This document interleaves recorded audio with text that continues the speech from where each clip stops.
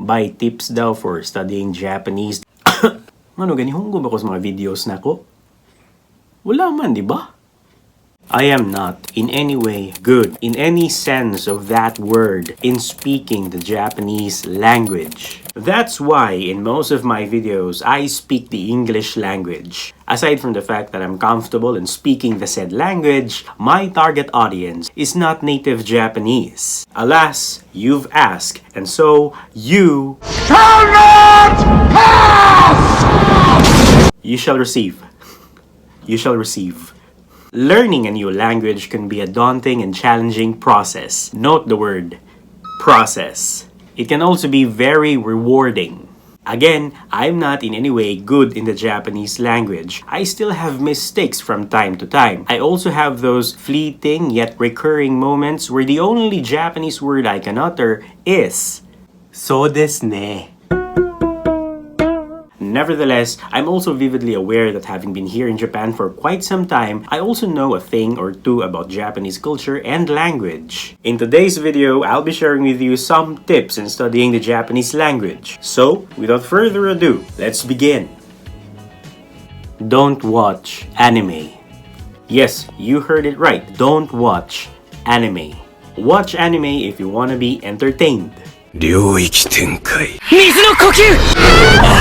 However, if the sole purpose of watching anime is to learn Japanese, stop it. Stop it. Anime is entertainment. It was made for the sole purpose of entertaining somebody. Today, anime is being made by filmmakers and animators, not by teachers and language professors. As such, you may find that the Japanese used in anime may have some or a lot of differences when compared to the real-life Japanese language used in real day-to-day life here in Japan. Let me give you a common example.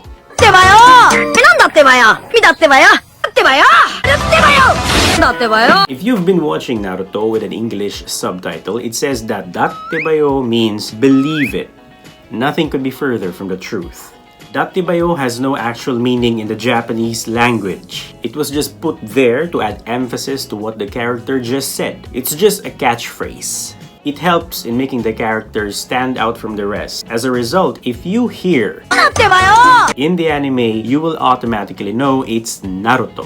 Because the only character who says that catchphrase is Naruto.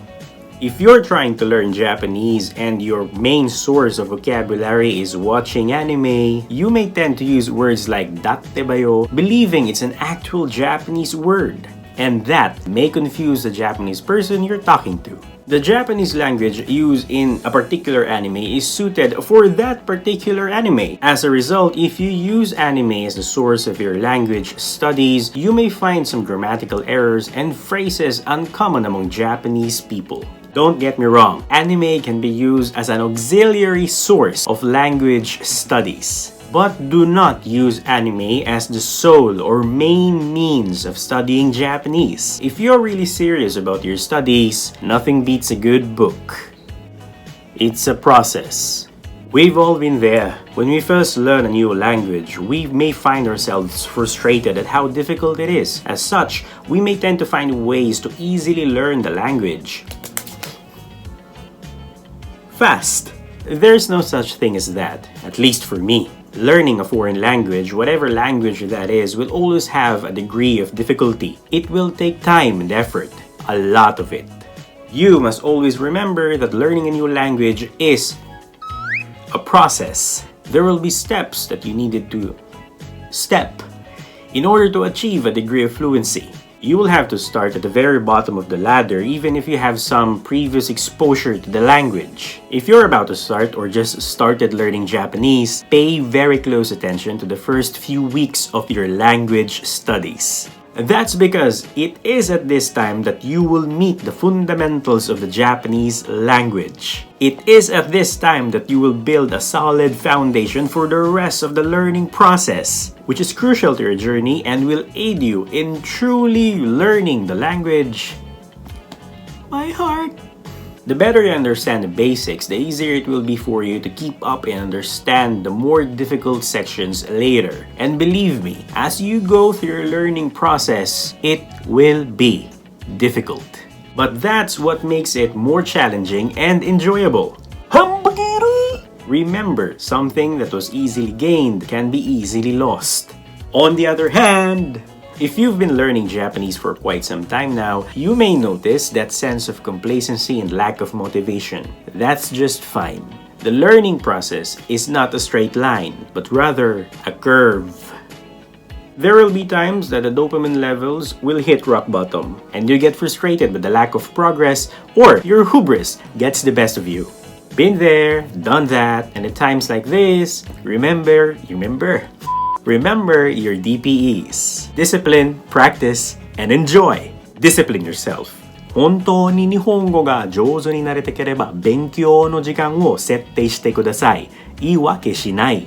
Practice, read, speak, and listen to Japanese. There are a lot of ways you can do that. There are CDs, DVDs, movie tapes, mobile apps, websites.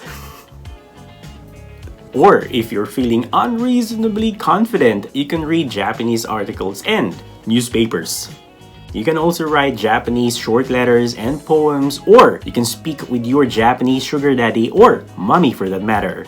Lastly, enjoy. Have fun with the language. Enjoy the process. Don't think of it as a stressor. It is a stressor, but don't think of it as a stressor.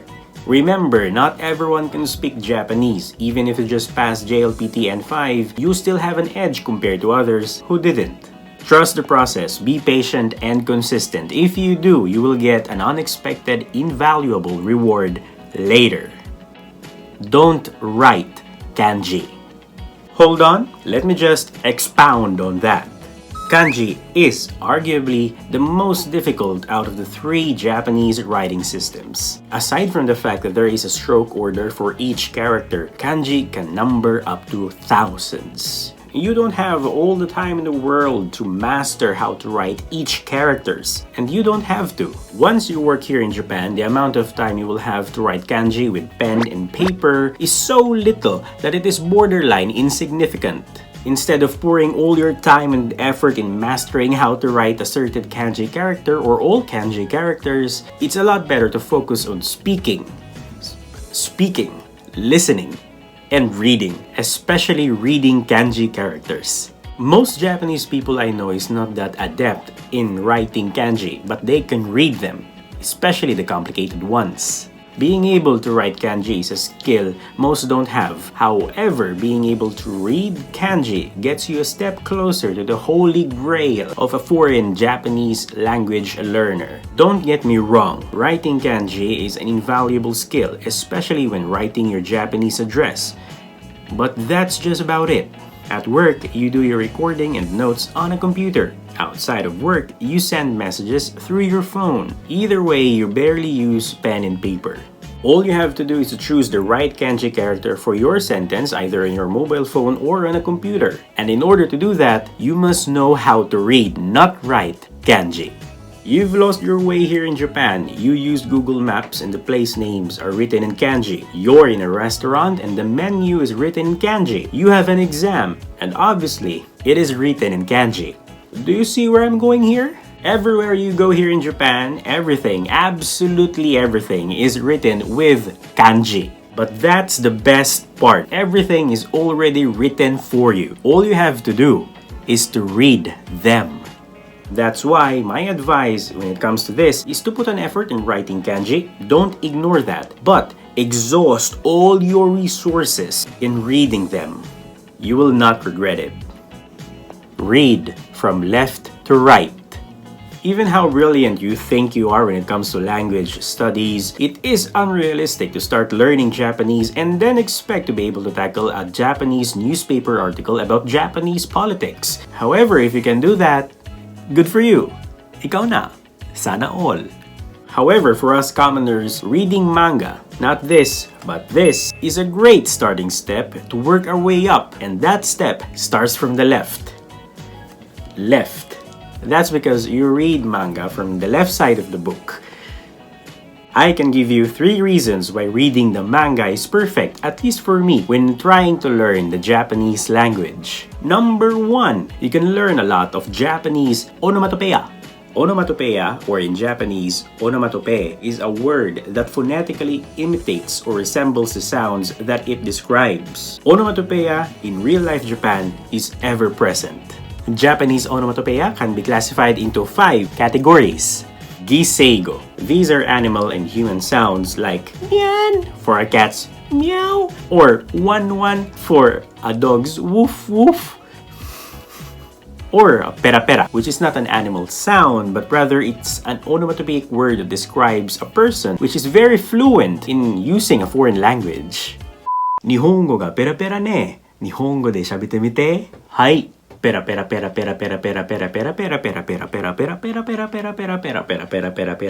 Giongo. These are real sounds produced by inanimate objects and nature.